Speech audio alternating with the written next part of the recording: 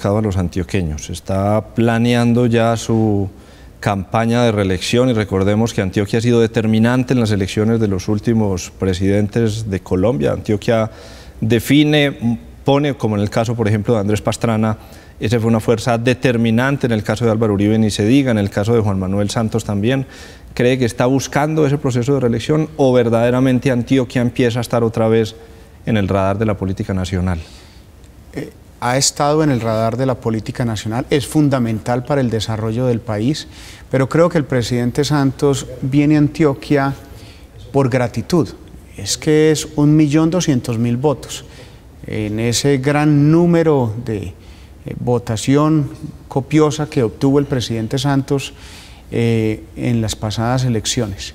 Yo siento que es la gratitud que tiene el presidente Santos con Antioquia, con ese apoyo que le ha dado y la importancia de Antioquia en el desarrollo del país.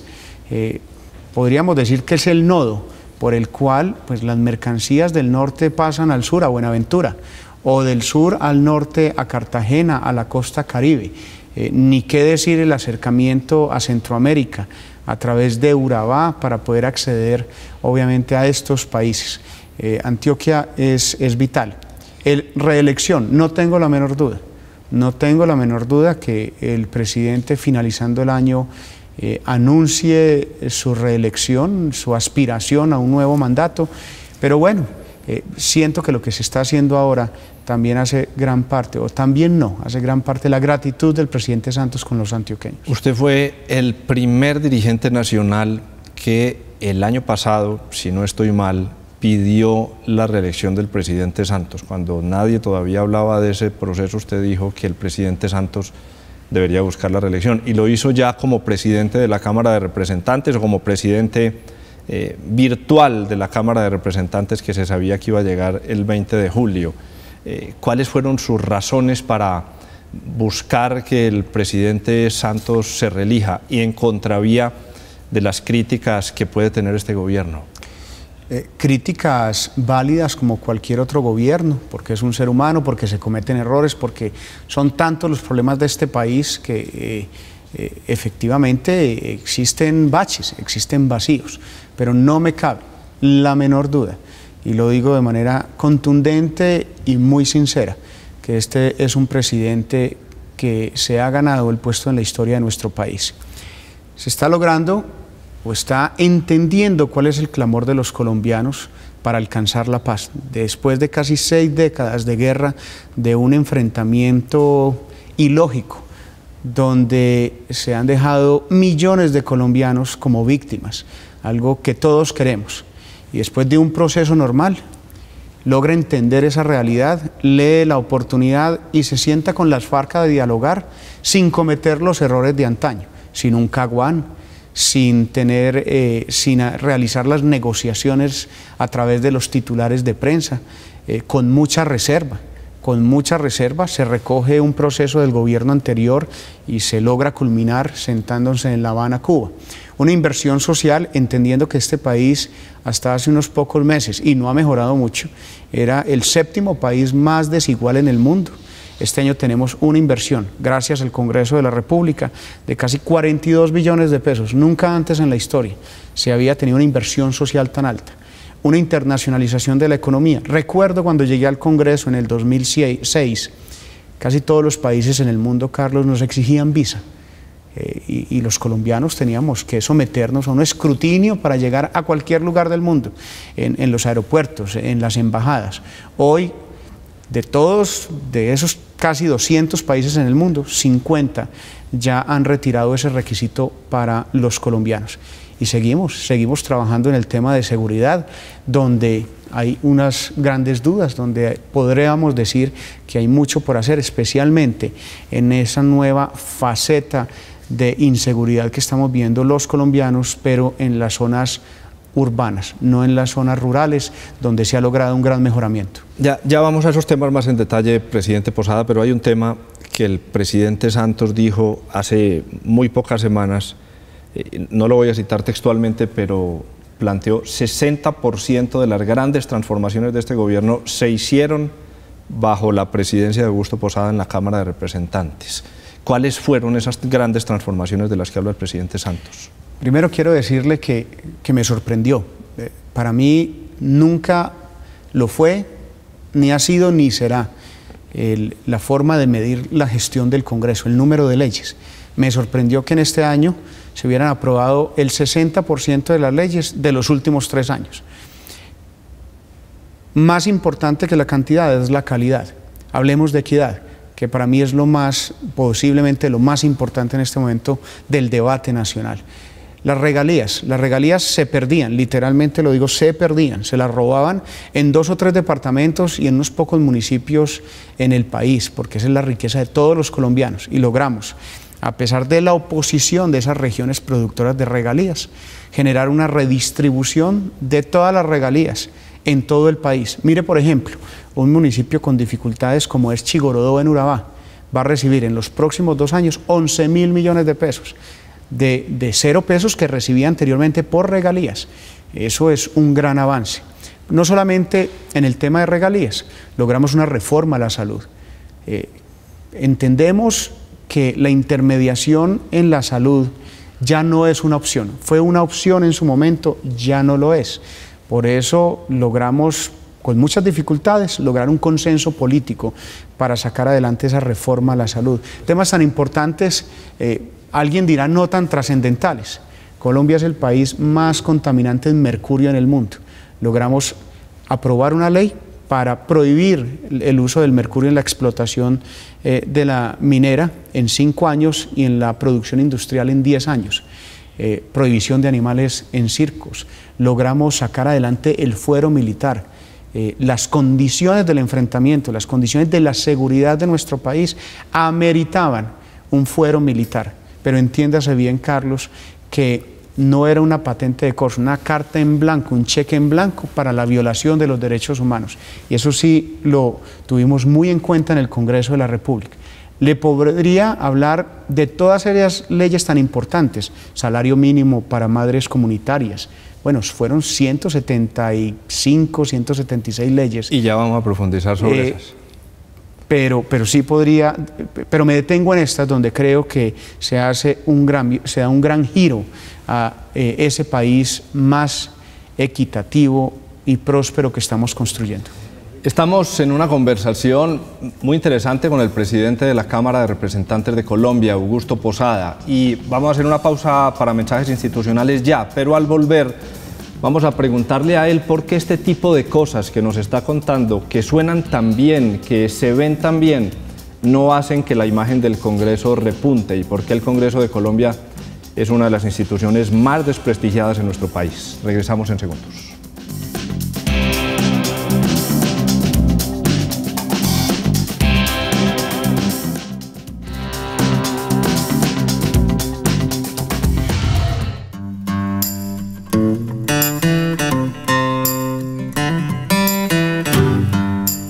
Yo considero que Antioquia es un departamento líder en varias áreas, pero especialmente me enfoco por el área de la educación. En Medellín y en diferentes ciudades que están en el área metropolitana del Valle del Aburrá existen diversas universidades que son muy importantes para el desarrollo de Colombia y también para el de Antioquia. Vemos el caso de universidades como la Universidad de Antioquia, la Universidad Nacional y la Universidad de AFIT, que creo que aportan mucho al desarrollo de nuestro departamento en diferentes temas.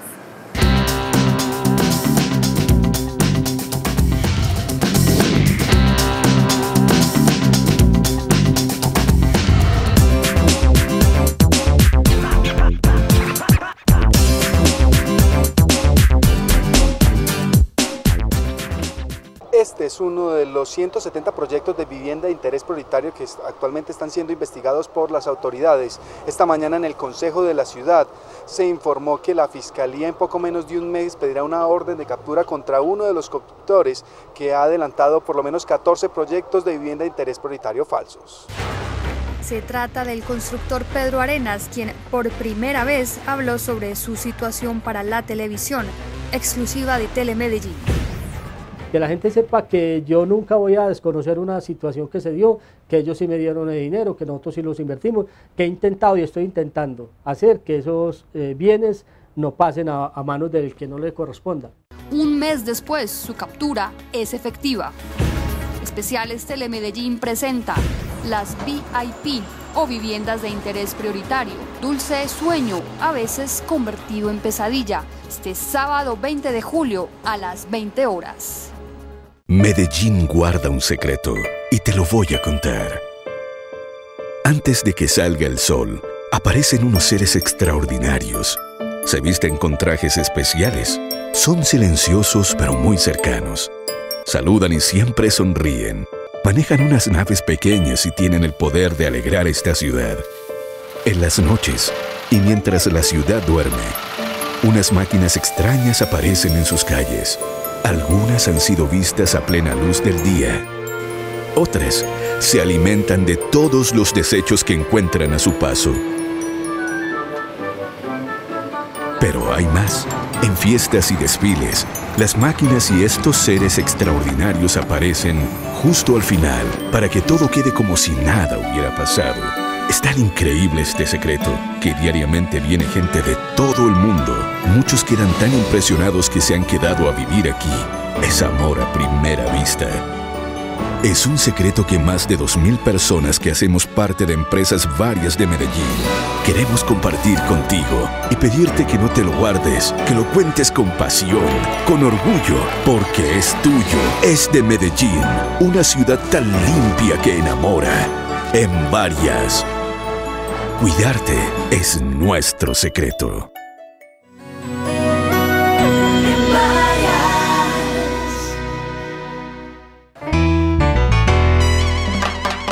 Estamos a esta hora en la carrera 35 con la calle 69, Manrique Oriental. Aquí estamos en la zona de pronto de las mejores de Medellín. Invito a la gente a que el próximo sábado vean en Camino al Barrio. Cómo nació, cómo creció, cómo se fundó, qué cosas buenas tenemos en el barrio. Camino al Barrio, camino.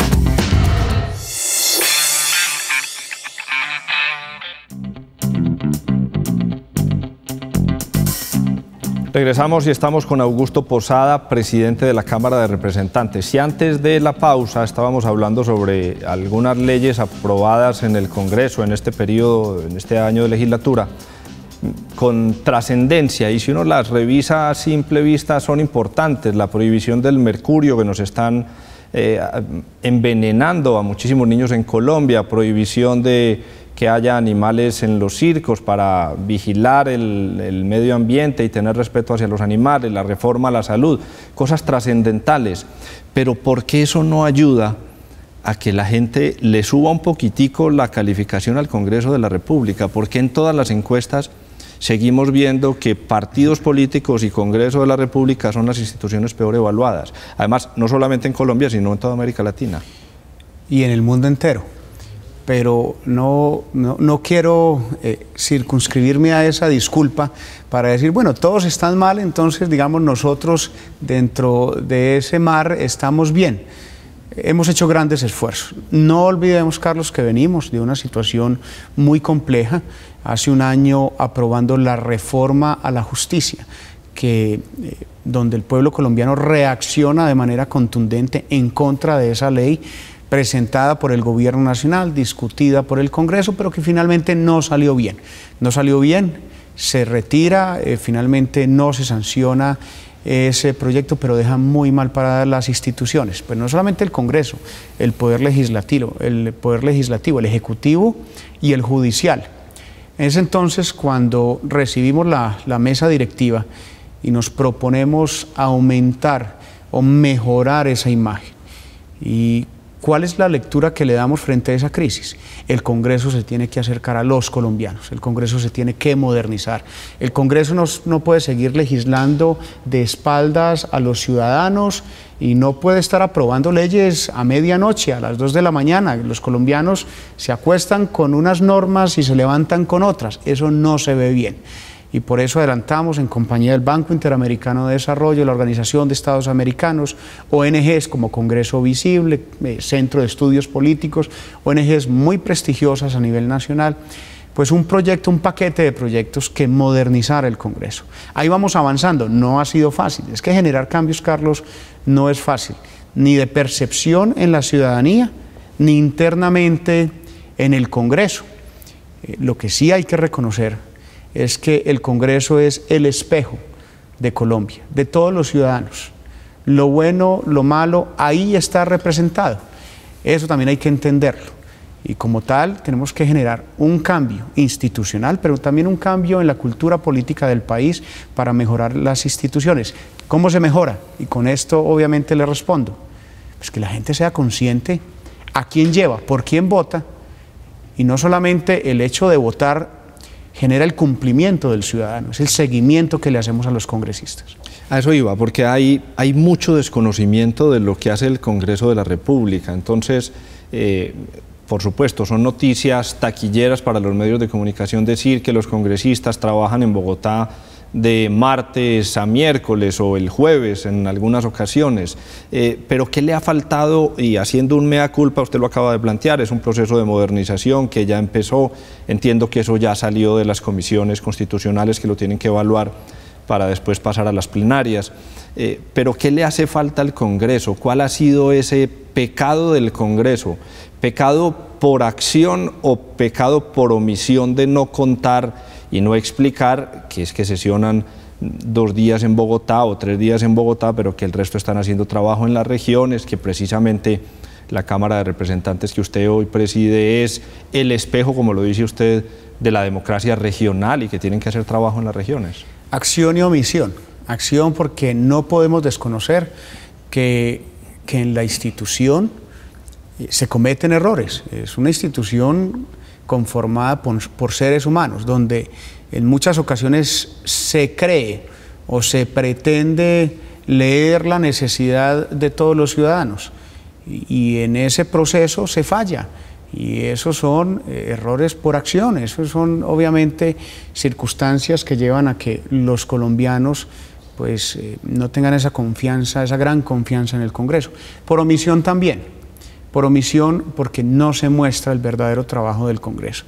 Y precisamente necesitamos, eso es lo que busca la modernización, necesitamos abrir más ese proceso legislativo, que no es llegar, discutir un texto frío en una curul fría en el Congreso en Bogotá, es mostrar todo ese proceso que se vive, que se desarrolla antes de redactar una ley que es en las regiones.